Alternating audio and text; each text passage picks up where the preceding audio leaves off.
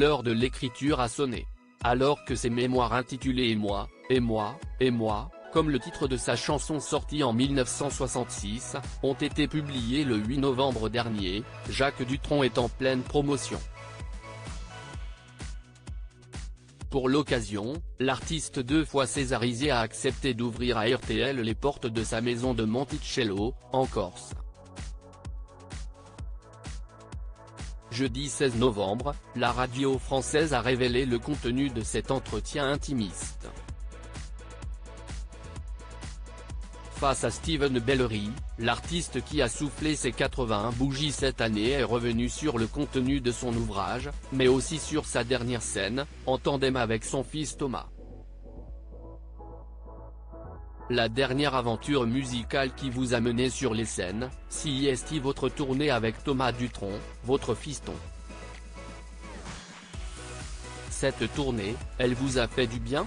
A demandé le journaliste. Oui, mais elle m'a fait mal. J'étais bien mais elle m'a fait mal. Si est comme l'alcool quoi, ça fait du mal, a d'abord expliqué le compositeur qui ne boit plus une goutte d'alcool depuis. Et pour cause, lors de la première date de la tournée, la star a attrapé la Covid-19, qui lui a valu une poussée de fièvre à 39°C. Mais de cette expérience, il retient du positif, c'était une très belle expérience, et puis j'étais auprès de mon fils.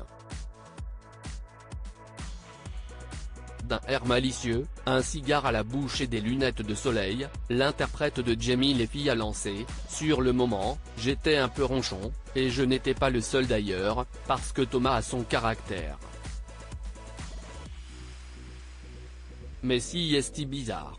Son père doit avoir le même par moment. Enfin non, il ressemble à sa maman quand même.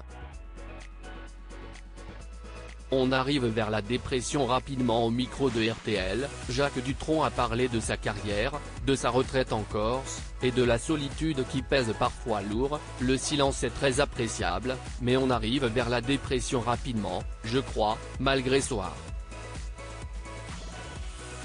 Vous quittez une salle de 20 000 personnes et d'un seul coup plus personne.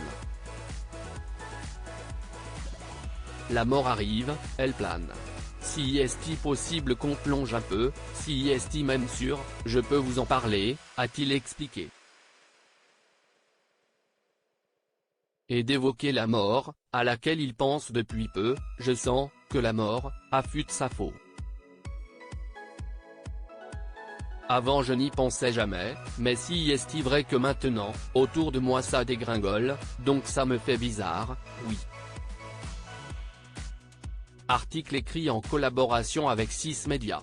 Crédit photo, Coadic Guirec.